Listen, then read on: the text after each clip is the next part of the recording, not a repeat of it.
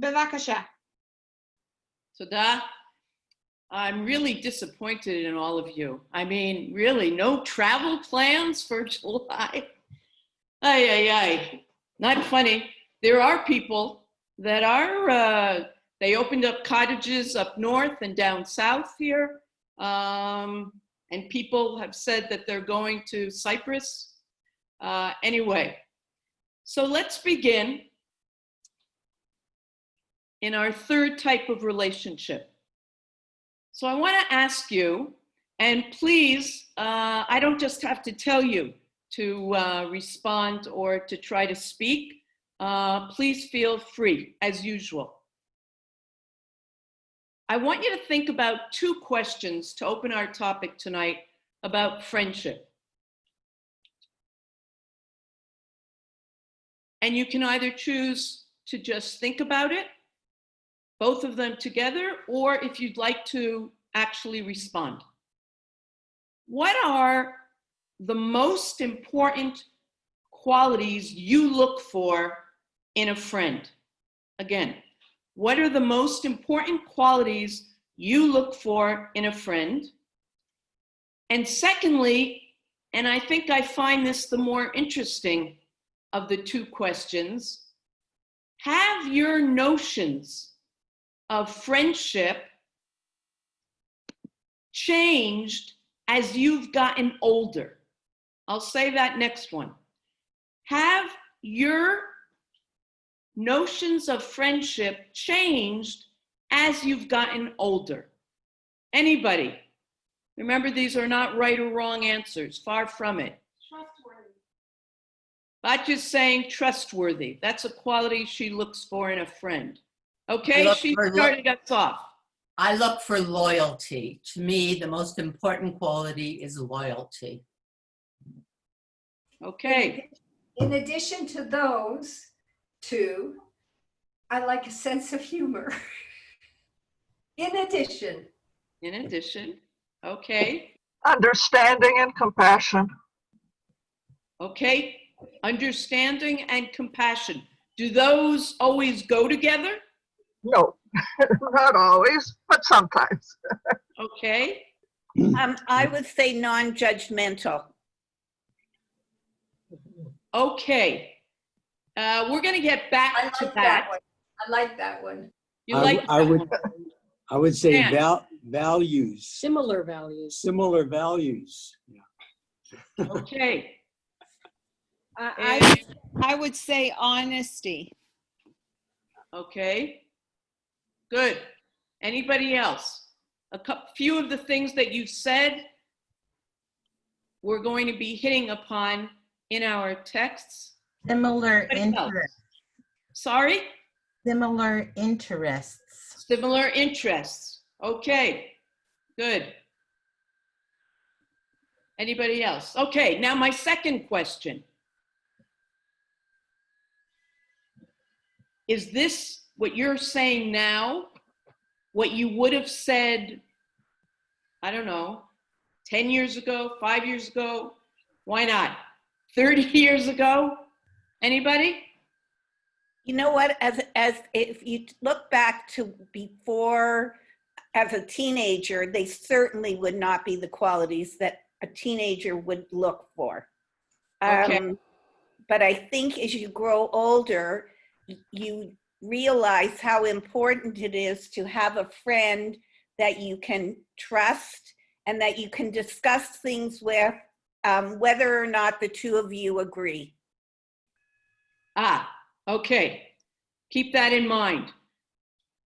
Whether or not you agree, but you can discuss. Keep all the other loyalty, common interest, everything that was said, compassion, understanding. Myrna, is your hand up? I think it is, but you have to unmute yourself, Myrna. There we go. Yes. No, I was just adjusting my screen so I could see everything. Okay. A good friend needs to be trustworthy and able to keep confidences. I think that's really important because especially now, when we're all sort of locked in, we're reaching out more and more to old friends, new friends, acquaintances, and we're sharing thoughts that we probably wouldn't if we were back out in the so-called free world, running around, doing whatever. We're using those people as people to share inmost thoughts, you know, not to carry things around by yourself inside because our activities are so limited. That's a very interesting comment. Anybody else want to confirm that? Very interesting. And do you think it's a pity that it took this situation to get you there? Or is it that you're sharing things because of the situation, like things that you're feeling? Actually, both. I'm really now, I see some old friends that I reconnected with that were very good friends from 30 years ago, 20 years ago. We kind of like a contact that was kind of bland. But suddenly, you know, we're going back and talking about things we used to do, places we went together, you know, a long time ago. There's always a connection. And I think it's very therapeutic and I feel badly for people who do not reach out and connect in some fashion. Absolutely. Yeah, they're saying how very, very essential that is to our health, as much as the physical caring for ourselves. Anyone else? Thank you. Bracha, what I was going to add is Yes. you're talking about your expectations from your friends. How about our own behavior and expectations? And I think one of the important things that I've learned is a lot more tolerance and acceptance of some of the things I may see as foibles in people and not letting them get to me. You know what I'm about to do. So those closest with Helen, have you noticed that about her in the last while? Okay. That was actually, Helen, I didn't want to take the time, but that was possibly a third question of mine. What you bring to the relationship or not bring. Yeah. Excellent. Excellent. Okay. So unless somebody else wants to say another introductory thought, we'll begin with our first text. Okay. Let me do this.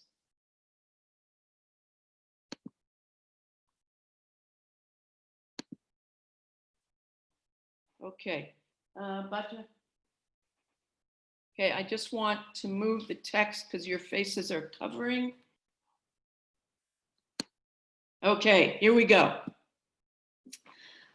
I have referred to Rav Adin Steinsaltz on a number of occasions in our sessions.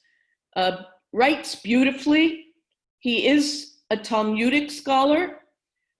He is responsible for the translation of the Talmud into Hebrew as opposed to Aramaic, Hebrew that's understandable.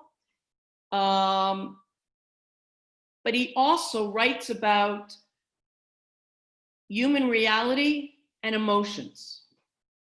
And this is what he says on this topic. What is the essence of friendship?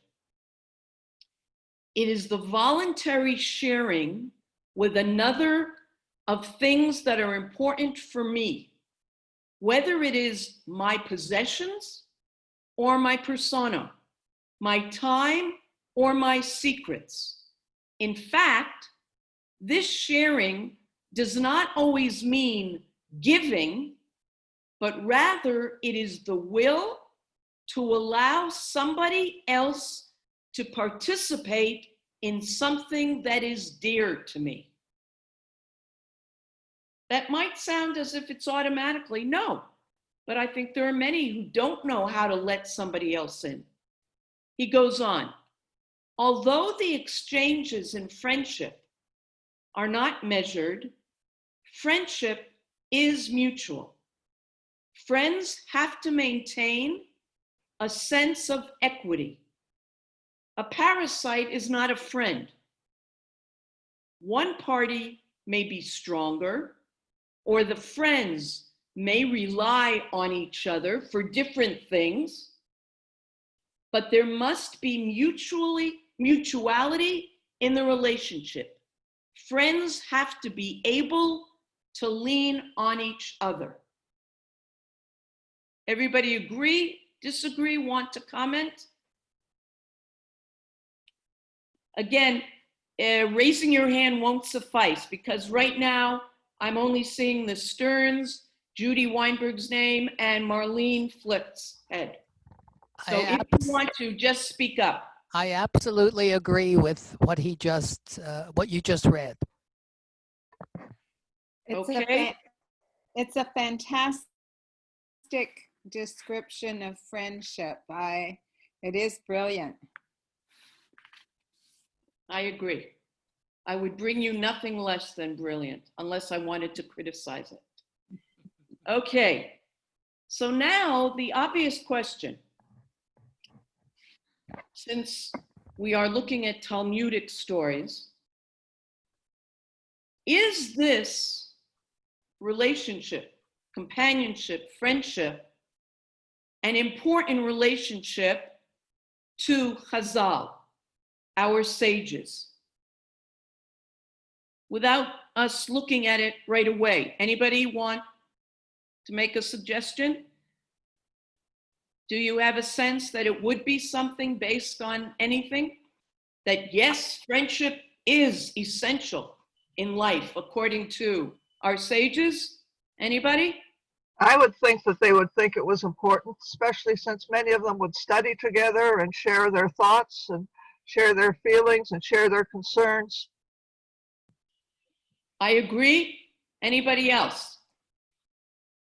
And we'll get back to that kind of friendship. Okay, yes, definitely. Chazal thought relationships, friendship, very, very important. So let's just look at this quick, short, which I've adapted to make it concise, from the Babylonian Talmud, Masechet Shabbat. When two scholars of Torah listen to one another, God hears their voices. Very telling. The quality of their relationship is as important as the content of what is studied. That is so vitally important that it isn't just, I want you to learn this blot of Gemara, I want you to learn these psukim verses. Yes, but it's how you go about talking to each other. Now we know in the time of the Talmud, and today, it's still not just in yeshivot, but a very prominent way of studying is to study at least with one other person, if not 40 other people, as we're doing. And that is called a chevruta, from the word chaver. And chaver, by the way, chet bet resh, is chibur, which is combining, connecting. And that's, of course, what friends are and what a chevruta or a chevrusa is. Now, we're going to put it on hold why that form of studying is so important both to learning and to relationships. Now we're going to look at a lengthy text, a text that I am sure many of us are familiar with, at least the beginning of it. But it's the latter part of the text that I'm bringing forward today that's important for our topic. So you'll remember there are different versions of this story. Usually it's told on Tu B'Shvat, where we think about being environmentally concerned and thinking of the future. One day, he was walking on the road and saw a certain man that was planting a carob tree. This was Choni. Choni said to him, "How many years until this tree will be laden with fruit?" He replied, 70 years. Choni said to him, "Is it obvious to you that you will live another 70 years?" Because this was already an old man. He said to him, "This man found a world with carob trees," meaning me, "in the same way as my fathers planted for me, I will also plant for my children." A beautiful message. Now let's go on to the thrust of what I'm looking today. Choni sat and ate his meal. Drowsiness overcame him and he fell asleep. A boulder encircled him and he was shielded from the eye of others, and he slept for 70 years. Now, please, this isn't meant to be totally realistic. It's the message. When Choni got up, he saw someone picking the fruits of the carob tree. He said to him, "Are you the one that planted it?" He said to him, "I am his grandson." Choni said to him, "It is evident from this that I slept for 70 years. He saw that his donkey had given birth to several generations. Choni went to his home and said to the members of his household, "Is the son of Choni, the circle maker, alive?" Referring to himself. They said to him, "His son is not alive, but his grandson is." Choni said to them, "I am Choni, that circle maker." They did not believe him.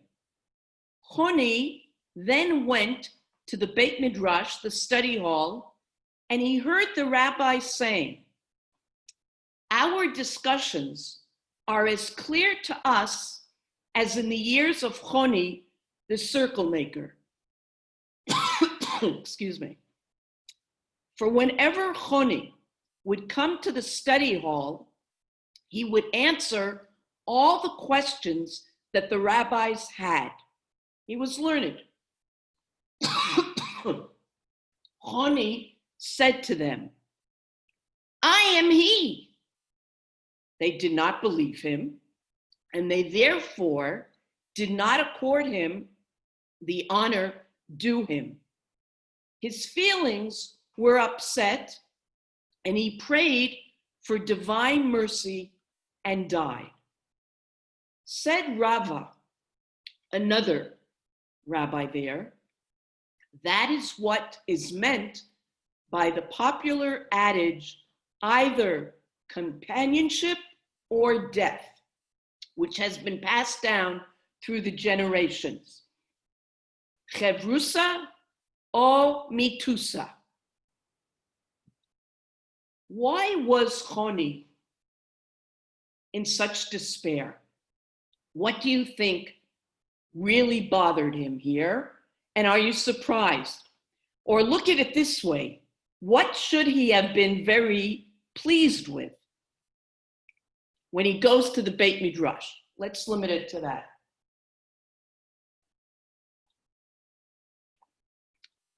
Anyone? Either look at it, what should have pleased him, made him feel good, and what was it that made him plead for death? Anyone? Well, I think he would be pleased because the discussions that he had a permanent positive influence on future generations. However, as a human being, he needed to have a chance to relate to those people, and he wasn't given that chance. And I think that if we take that into today's period, that is what a lot of people are suffering from, the lack of companionship. Beautiful, beautiful. I think then, Marlene, that the Talmudic scholar, rabbinic, who writes much about Talmudic stories, narrative as opposed to halakha, he must have heard you thinking this. Jeffrey Rubenstein, who wrote the following. Listen carefully. I didn't put it on our sheet. Neither the satisfaction that Choni's line continues, nor knowledge of his intellectual legacy can replace real human connection. Yes, you would have thought he'd be delighted to know that people are still remembering things that he taught them, things that he shared. But no, that isn't all that concerns him. Not his legacy, but what he's consumed with is a lack of feeling connected. You know, we have often, you imagine, what will it be like in 30 years? Or what will my grandchildren, they'll grow up in what kind of a society? So this story is really geared toward that. But just for our purposes today, this story is constantly quoted to confirm that Chazal, our sages, thought so highly or realized how vitally important companionship is. Now, and so this text is studied. Bracha, Yes, please. is there any significance to the word circle maker, and what does it refer to? Okay, that's another story. He's also known to, when there wasn't rain, to have stood for a long time, made a circle, and almost did a rain dance. But I'll tell you about that tomorrow, okay, Zipporah?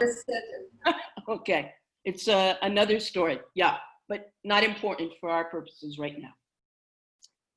So now we agree that the Talmud, and this is just one of several stories, reflects an appreciation for the need of friendship and companionship. But now the next question is, what is the essence of that friendship or that relationship for our sages? And interesting, I'm going to bring, I'm sure we're familiar with C.S. Lewis, the British writer, who was also what's called a lay theologian. And he often wrote about religion and holy issues. And he says the following: the first friend is the alter ego. Now he's getting back to my question. Do we see that our friends perhaps fill different needs as we get older, or what we're looking for? Again, the first friend is the alter ego, the man who first reveals to you that you are not alone in the world by turning out beyond hope to share all your most secret delights. You know, it's like when you talk to somebody and you say to that person, "What, you too? I thought I was the only one." And when that happens, that's enough of a moment to create a bond. So he says that's what happens in the first friendship. There is nothing to be overcome in making him your friend. He and you join, he writes beautifully, like raindrops on a window. Okay? Whether it's what you people said before, they share interests or one common interest, and that's it. But the second friend is the man who disagrees with you about everything.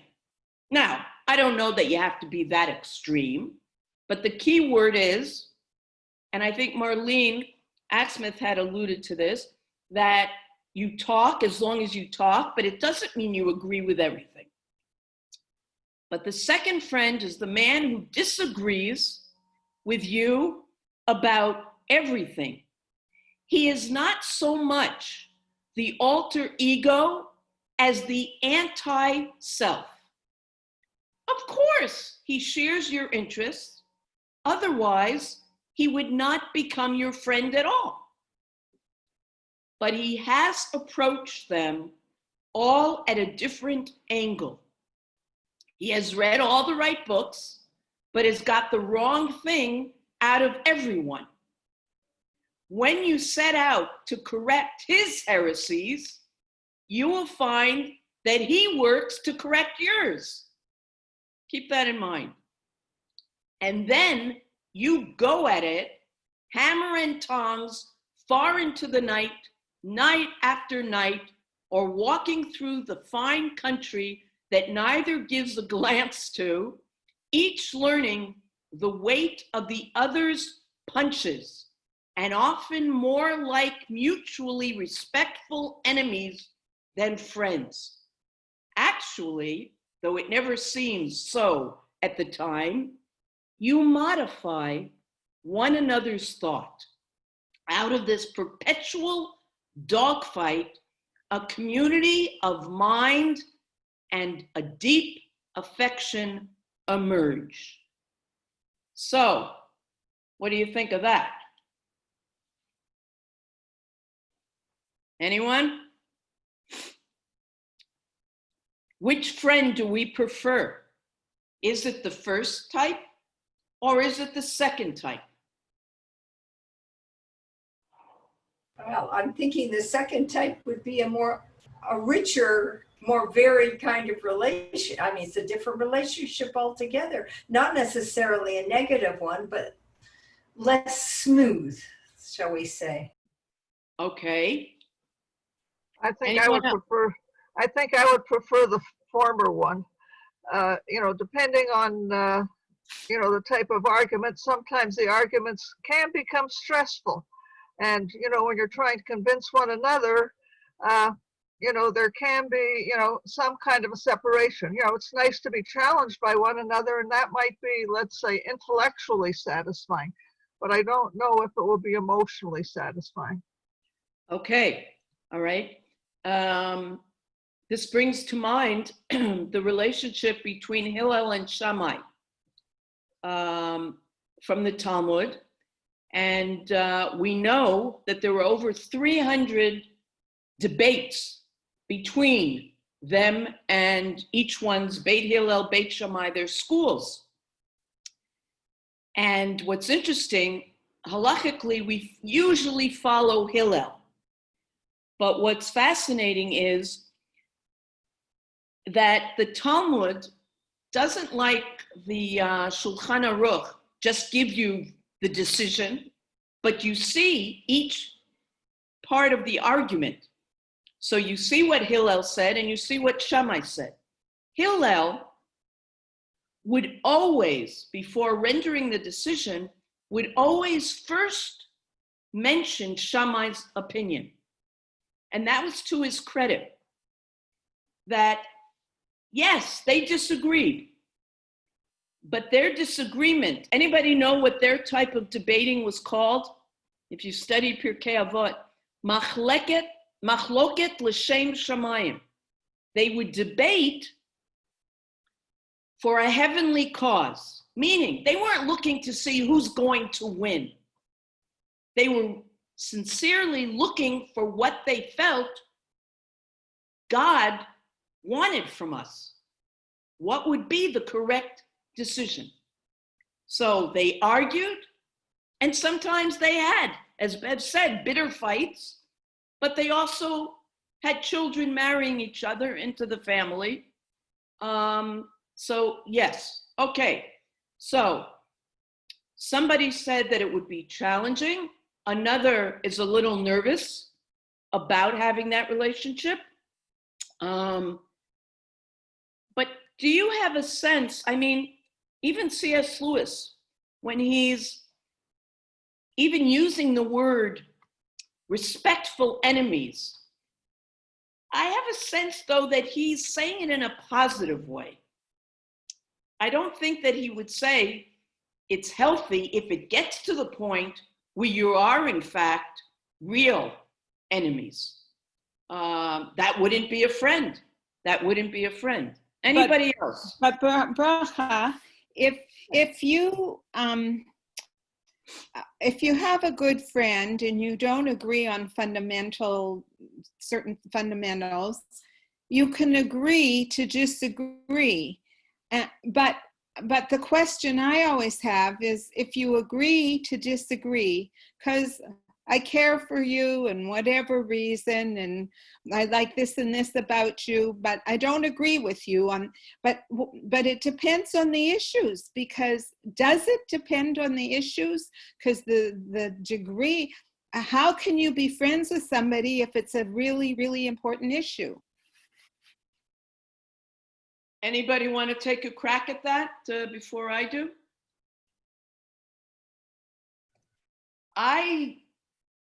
I'm sure, Linda, that you know people.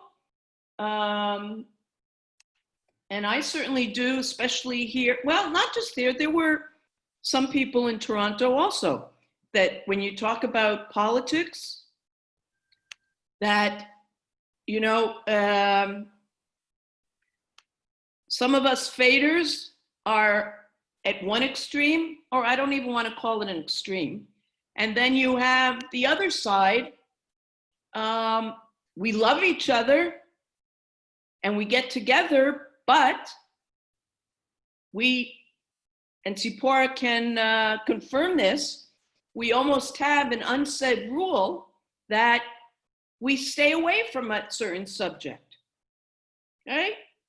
My father and his two brothers, they didn't agree at all. Now, it wasn't just, you know, because sometimes, Linda, I think there are issues that you feel so passionately about that you decide you're not going to change the other's mind, and you're not looking for them to change your mind. So maybe there isn't a point. Now, you can say, yeah, but you got to be open to hearing the other party. So maybe you do that, but not with family members. I don't know, because you don't want to decide you're not going to have a relationship because of that, right? If it's, you know, the first thing that comes to my mind is politica. And I know, you go ahead. I'm just thinking like the conflict with the Democrats and the Republicans in the United States. Again, you know, families have divided, and, you know, nobody is willing to listen to the other side. They're, you know, everybody seems to have their set belief, and they're unwilling to listen or share anything that's opposite to what they feel, unfortunately. Yeah. We have. Bracha, I think there's a difference between members of your family and friends. I mean, you hope that members of your family are going to be your friends, but there's a relationship that begins not with you, but with your forefathers and foremothers. And so there are certain things that you will put aside and you will not discuss. If I were looking at these two friends, the first one would be very easy and very comfortable because you agreed on everything and you just go along your merry way.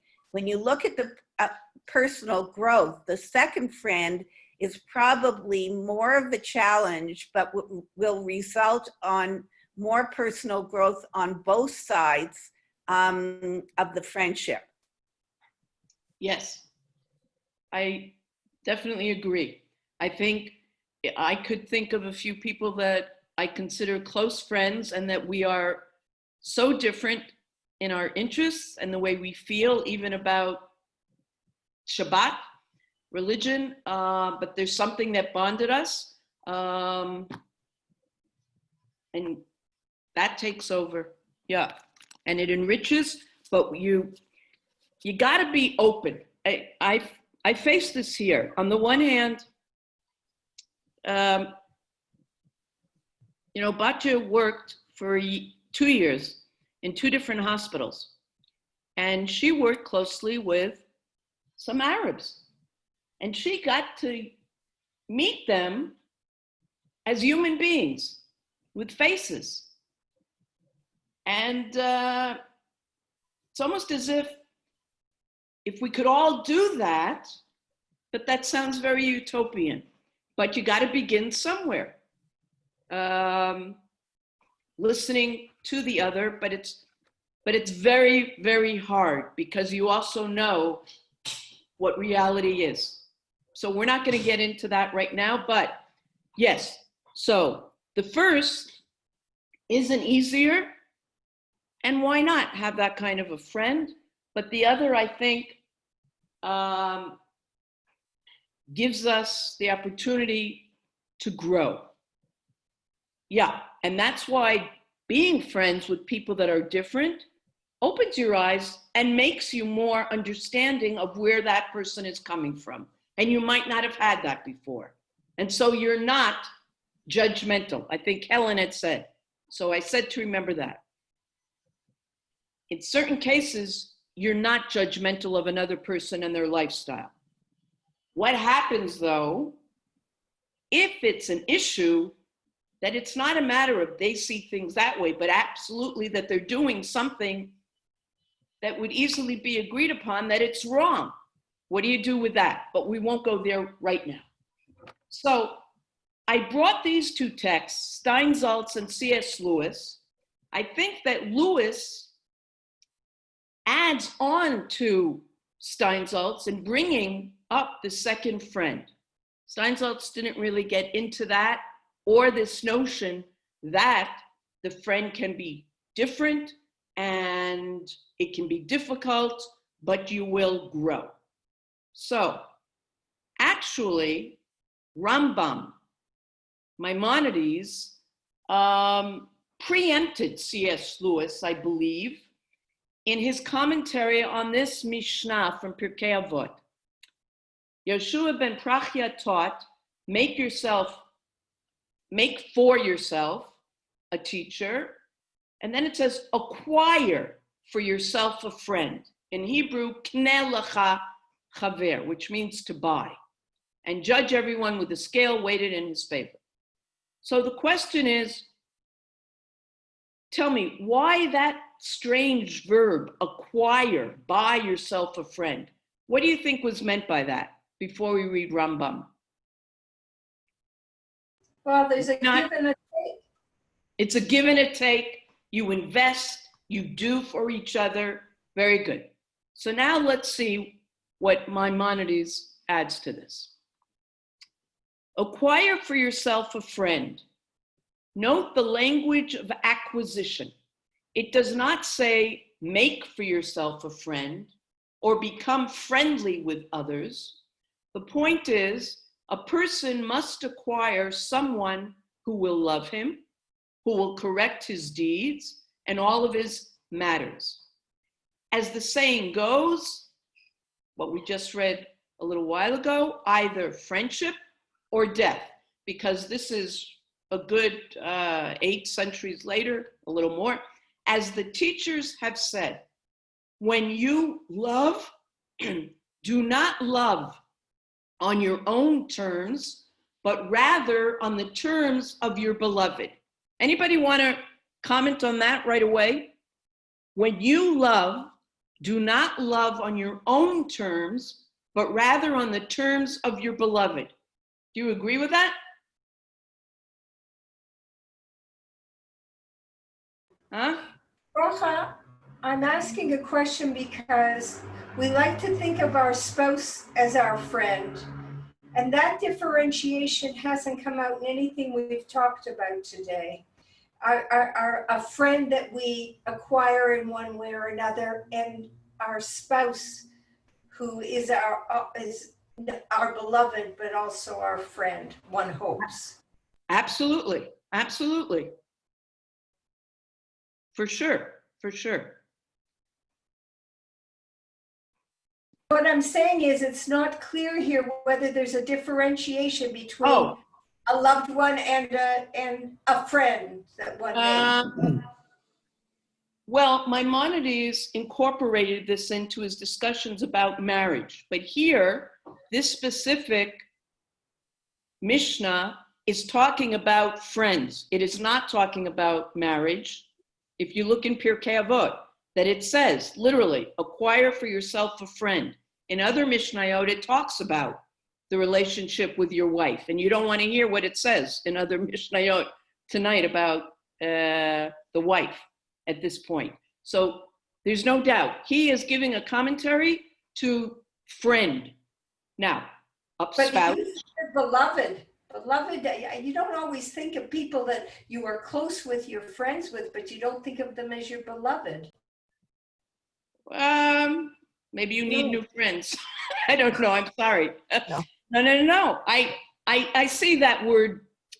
Well, I understand what you mean, but in this case, just as you write, my dear friend, I see it in the same way. And you know what? Nitpicking. Okay. All right. Let's go on. And when both friends act according to this principle, each will seek to fulfill the will of the other, and they will share a single intention. Now, reflect on your own relationships. Do you have a sense that you are seeking to fulfill the will of your friend and they're seeking to fulfill your will? Is that how it works? Well, keep that in mind. How fitting, Rambam says, are Aristotle's words in this regard. A friend is a second self. There are three types of friends: a useful friend, a pleasant friend, and thirdly, a friend who ethically inspires and instructs. Now, nobody is saying here that these are exclusive. They can certainly overlap. When both friends yearn for and are directed toward one goal, namely the good, and we know that Aristotle talked about that quite a bit, they are to each other ethically inspiring friends. Each one will want to be helped by his friend in achieving that good for both of them together. And this is the kind of friend that we are commanded to acquire. This kind of friendship is similar to the friendship that a teacher feels for a student and a student feels for a teacher. So how is Maimonides defining real friendship? He is agreeing with C.S. Lewis in saying that we need somebody who's going to make us grow. But he makes it quite clear that it's not just, my real friend isn't somebody who is just pleasant or just useful, meaning I need her to go buy me something because I can't get out of the house. But ultimately, in our striving for friends, he's saying we shouldn't just be thinking personally about what makes me feel good, but I want to join with people who are striving for a certain type of life. Now, we can all be thinking, gee, go through this friend, this friend, this friend. Do you have a sense that you look for that in a friend? Something beyond your own relationship, or what really binds you is when you're both working towards something. Anybody? Does it sound beyond what a normal friendship is these days?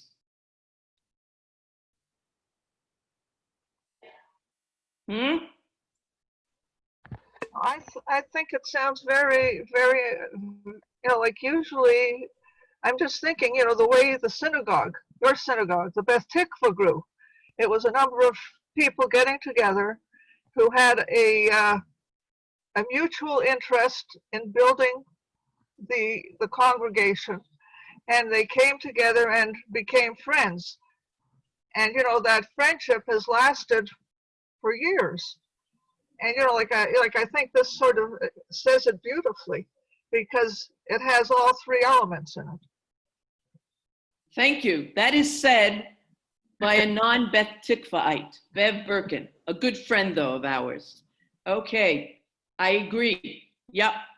Anybody else? Thank you, Bev. Yeah, but I think that you have various types of friendships, as Aristotle says, and maybe they overlap.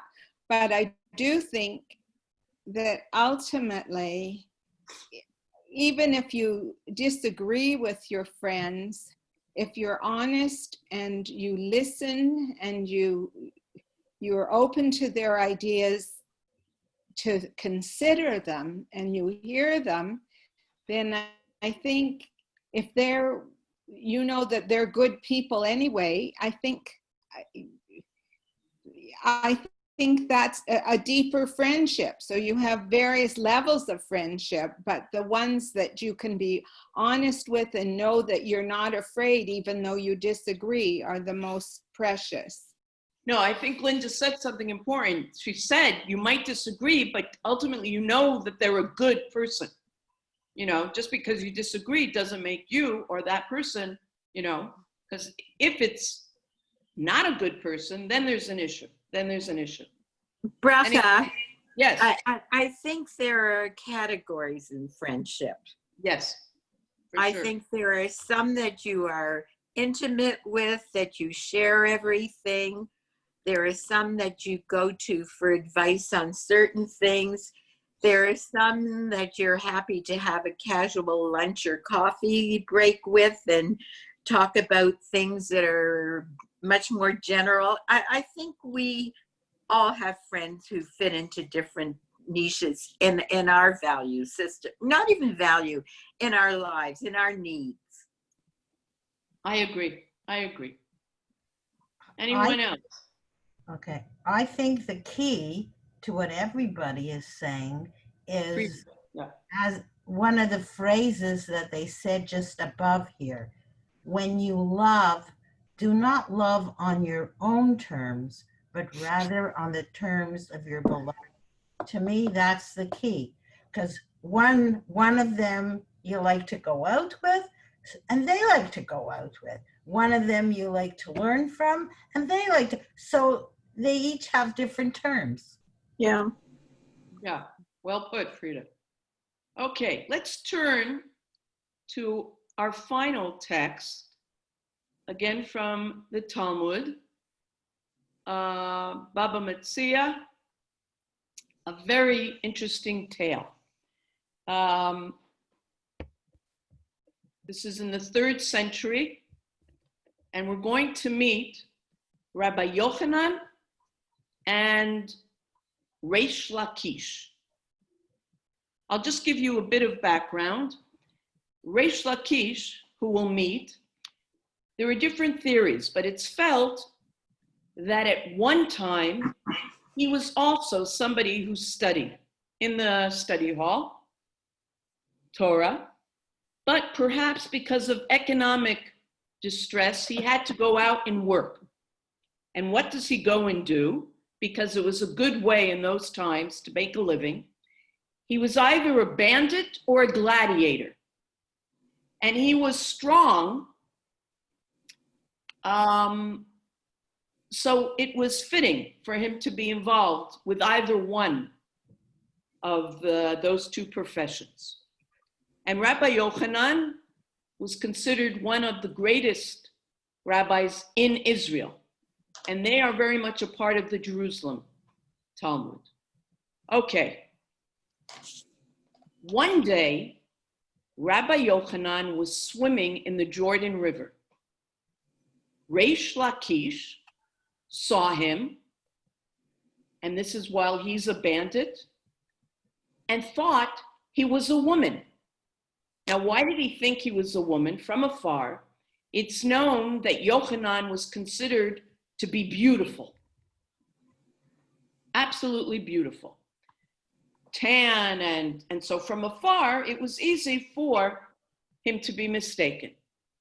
So Reish Lakish jumped into the Jordan after him, dropped his spear in the water, and leapt to the other side of the river. When Rabbi Yochanan saw Rabbi Shimon ben Lakish, all right, that's a spoiler, he becomes a rabbi, he said to him, "Your strength should be for Torah." Now it's possible, because as I said before, that Reish Lakish had once studied, that Yochanan actually remembers him. And he says to him, because he just witnessed how he jumped and then he swam so quickly, he says, "You should be using your strength to study Torah."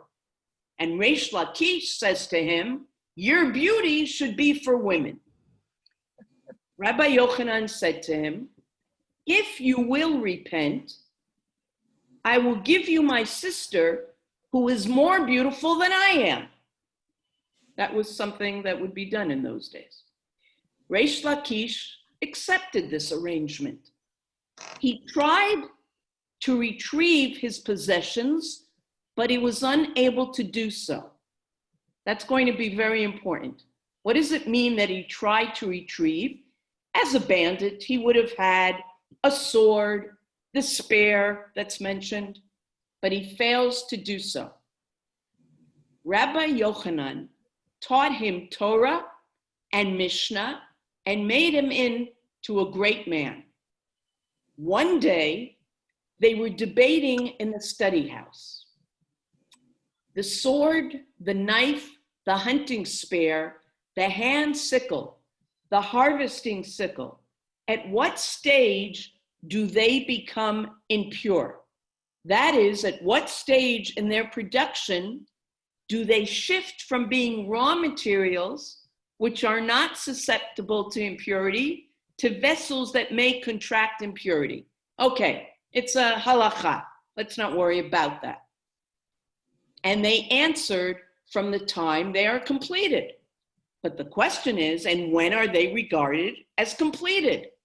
Rabbi Yochanan said, when they are refined in the furnace. Reish Lakish said, when they are polished with water. Rabbi Yochanan said, a thief knows the tools of his trade.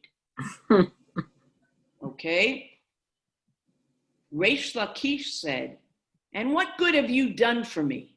There among the robbers, they called me master, and here among the sages, they call me master, because he became also a highly respected rabbi. Now, what was wrong with what Rabbi Yochanan did? Let's just make sure everyone realizes. What did he do that we know is something you should just not do, but he let it out? He reminded him that he was a thief. He reminds him of his past. And the fellow has repented. You don't do something like that. It was to pull him down. Why? Why did he want to pull him down?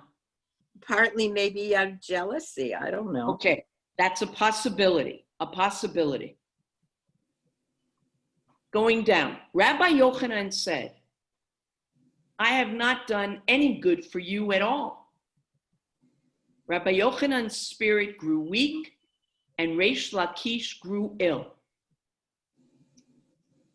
Rabbi Yochanan's sister, who remember is Reish Lakish's wife, came and cried before him. She said to him, look at me. He did not pay attention to her. She said, Look at these children who will be orphans. If you don't do something, my husband's going to die. He said to her, leave your orphans. I will sustain them. That's rather arrogant, because in Yirmiyahu, when it says that, it's, God will take care of them. She said to him, for the sake of my widowhood, forget about the kids, what about me? He said to her, and let your widows trust in me. Rabbi Shimon ben Lakish passed away. Now, Rabbi Yochanan grieved very deeply.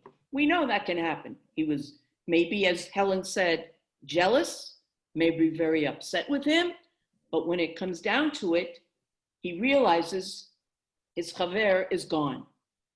The rabbi said, what will we do to bring him, Rabbi Yochanan, comfort? Let us send Rabbi Elazar ben Pdat to sit before him. In other words, take over being his chavruta, since he is a brilliant scholar.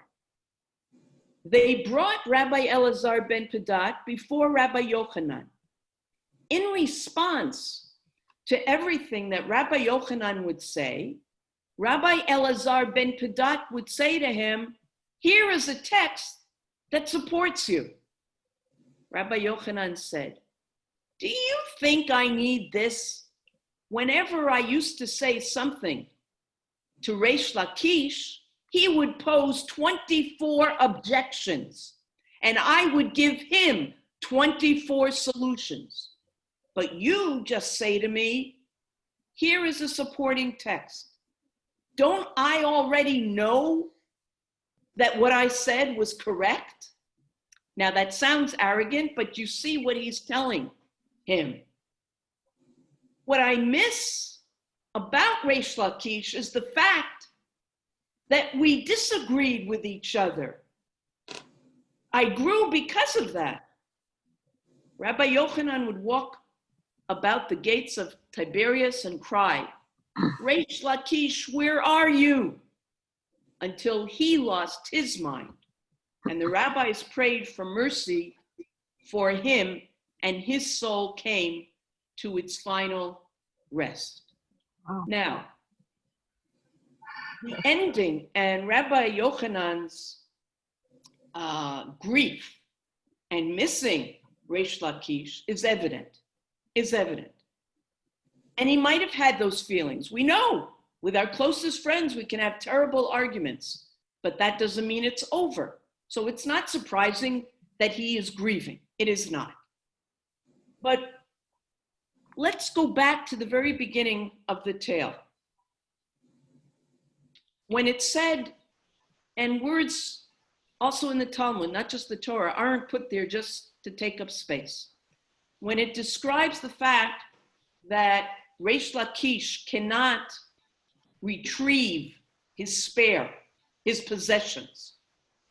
Why is that so important? Anybody?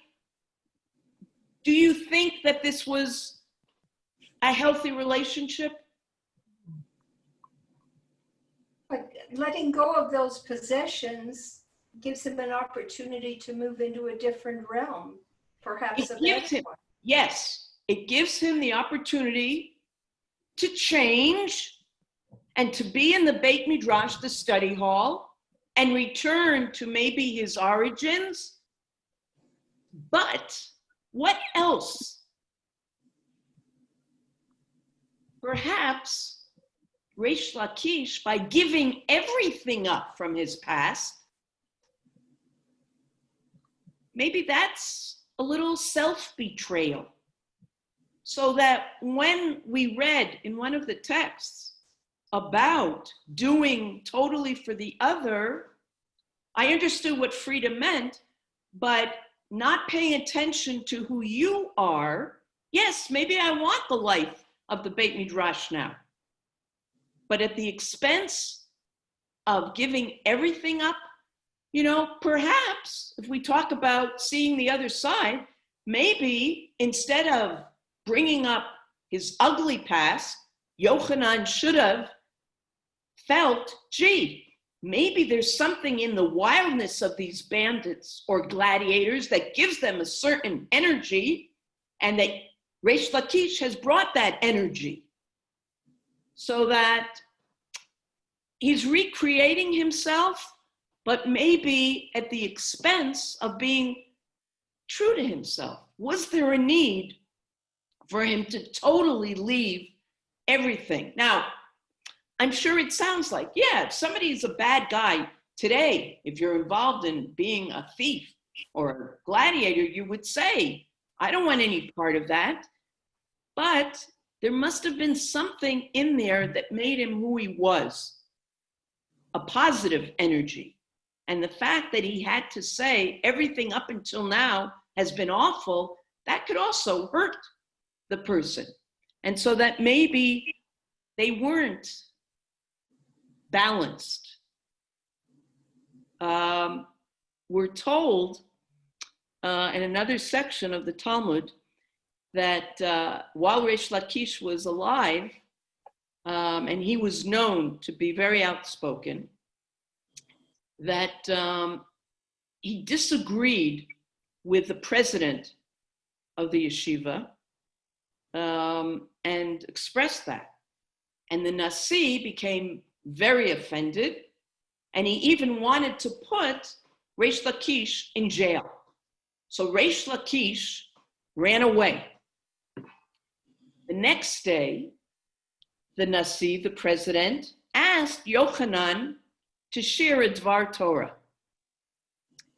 And what Yochanan, we're told, did is that he raised his hand as if wanting to clap. I think you can see my hand. Why did he do that? And what was he trying, what message was he trying to give the Nasi, the president, by putting only one hand up? What was he saying? Was he going to go ahead?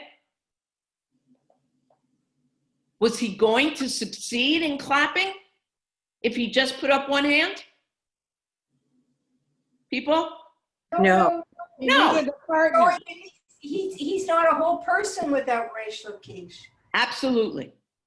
As much as they might have had, each of Yochanan and his feelings came out ultimately, perhaps of his jealousy and maybe whatever feelings that he had, but he was still stating to the Nasi, just as you can't clap if you don't have both hands, I can't be the student and the teacher that I am if I don't have Reish Lakish. Now, to take it back to what we said, we do have different types of friends. Not every friend is going to be somebody that you're going to literally sit and study with, but you know that you learn from friends in all kinds of situations. You don't have to be literally formally studying. But there's a sense, of course, you can just have a good time. A friend can entertain. But in the Talmud's view, friendship, they considered to be something that went far beyond just a good feeling, but that it allowed for growth and hopefully for the purpose of bringing goodness to our world. Now, this is just tonight, just a taste of one of the ways we look at friendship in the Talmud. Of course, a follow-up would take us back to this word judgmental, non-judgmental.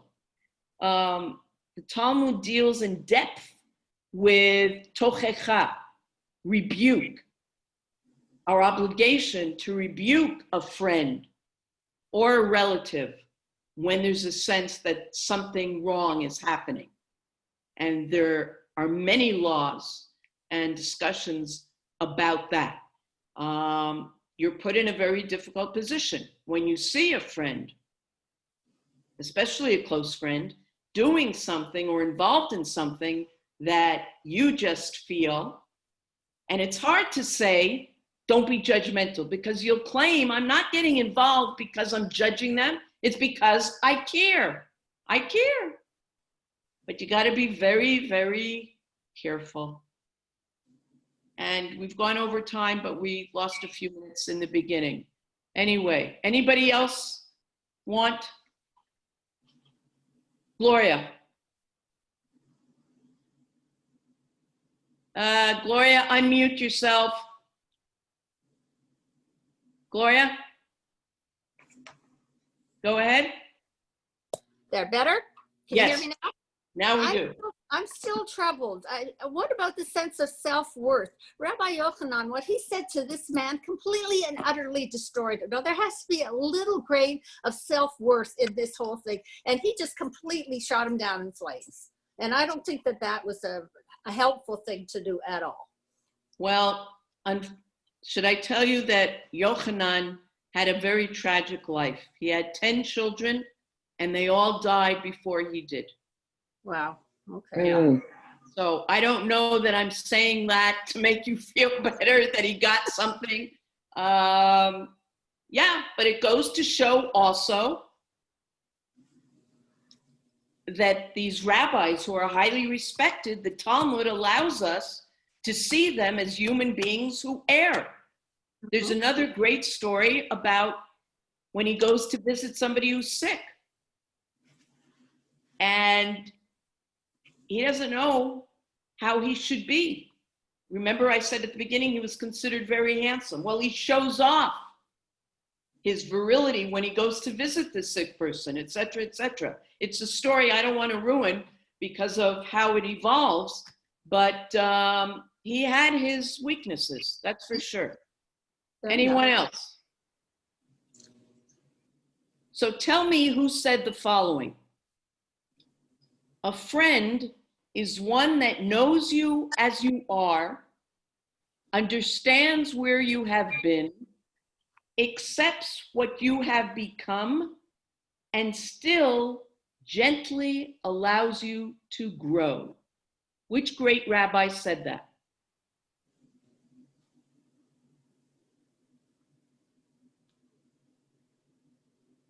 Reb William Shakespeare.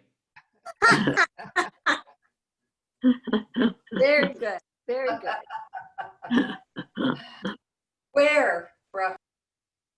Okay, now I see more faces. Good to see you all. Hey. Okay. So. Hi, Belle. Hi, Isaac.